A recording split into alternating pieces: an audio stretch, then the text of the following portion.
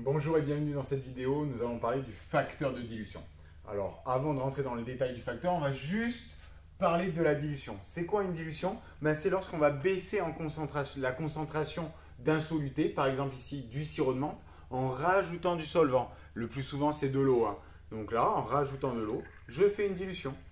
Je baisse la concentration et on voit au passage que sa couleur s'éclaircit. Alors, c'est quoi le facteur de dilution? Par définition, le facteur de dilution qu'on peut noter F, ça va être le volume phi divisé par le volume mère. Alors, c'est quoi phi et mère? Volume mère, c'est la solution que l'on va diluer. Et le volume phi, ça sera le volume total de la solution que l'on aura fabriquée après la dilution. Ce facteur de dilution, il va être aussi égal à la concentration de la solution mère divisée par la concentration de la solution phi. Alors, ce facteur de dilution, c'est un nombre qui va être sans unité. Et toujours supérieur à 1. Si dans un exercice, tu trouves un résultat inférieur à 1 ou égal à 1, c'est que tu t'es trompé. Le volume. Quelles sont les unités du volume? Le plus souvent, c'est en litres ou en millilitres. Mais il faut bien que le volume phi et le volume mère soient dans la même unité. Et la concentration, alors? Souvent en grammes par litre. Tu trouveras au fur et à mesure de l'année aussi en mol par litre. Mais de la même façon que le volume, il faut que la concentration mère et la concentration phi soient dans les mêmes unités. Le chiffre ou le nombre que tu vas trouver pour le facteur de dilution, par exemple 5, à quoi il correspond? Ça va être le nombre de fois que tu auras diminué la concentration de ta solution mère par rapport à ta solution phi. Un facteur de dilution égal à 5, ça veut dire que ta solution phi sera 5 fois moins concentrée que ta solution mère.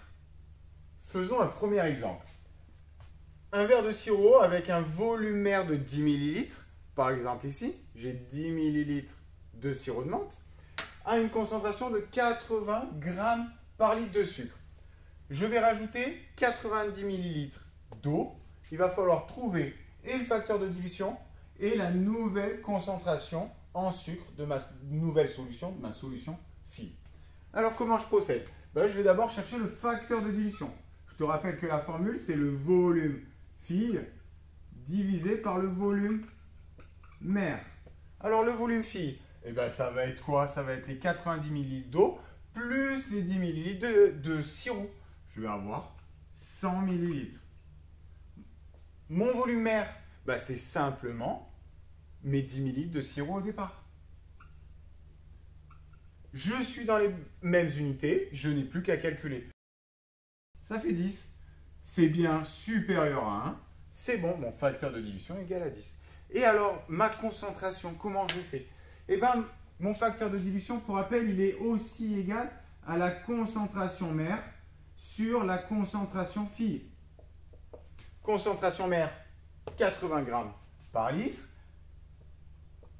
Sur quoi? Sur ce que je cherche. Concentration phi. Et ça, c'est égal à mon facteur de dilution. Je viens juste de le calculer. 10. Alors, j'arrange la formule. Ici, pour me retrouver avec une concentration phi égale à 8. Oui, il suffit d'inverser le dénominateur ici et le numérateur là. Je les inverse. 80 divisé par 10, ça fait bien 8 grammes par litre. Voilà, j'espère que c'est un peu plus clair. Nouvel exemple maintenant. J'ai une solution de 20 ml à une concentration de 50 grammes par litre. Par exemple, j'ai 20 ml de sirop de cassis à 50 grammes par litre. Je dois faire une dilution d'un facteur de dilution égal à 5. Qu'est-ce que je dois ou quelle quantité d'eau je dois rajouter? Alors, je te rappelle que le facteur de dilution, il est égal au volume phi sur le volume mère. Qu'est-ce que je cherche? Je vais chercher mon volume phi au final. Mon facteur de dilution, je le connais. Mon volume mère, je le connais, il est de 20 ml. Alors, je vais modifier cette formule pour obtenir mon volume phi. Volume phi est égal à F fois volume mère. Ici, il est au dénominateur, il passe au numérateur. F fois volumère. Qu'est-ce que ça donne si je remplace par mon énoncé? Ben, F, c'est 5 fois mon volumère, toujours mes 20 millilitres. Je peux laisser en millilitres, j'aurai donc un résultat en millilitres. Est égal à 100 millilitres. C'est le volume total de ma solution phi que je ferai dans une fiole jaugée, par exemple. Ici, je rajouterai mes 20 millilitres de sirop de cassis et je viendrai compléter jusqu'au trait de jauge. Ainsi, j'aurai 100 millilitres de solution phi. Parlons maintenant de la concentration de ma nouvelle solution. Si je cherche la concentration, je peux encore passer par le facteur de dilution. Concentration mère sur concentration phi.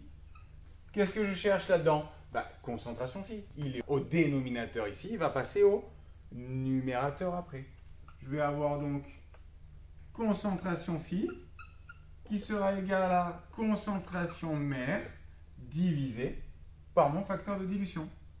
Ici, j'ai inversé facteur de dilution et concentration phi. Concentration mère, 50 grammes par litre.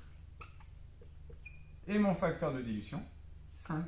J'aurai donc une concentration au final de 10 grammes par litre. Voilà, j'espère que c'est un petit peu plus clair ce qu'est un facteur de dilution. Merci d'avoir regardé la vidéo.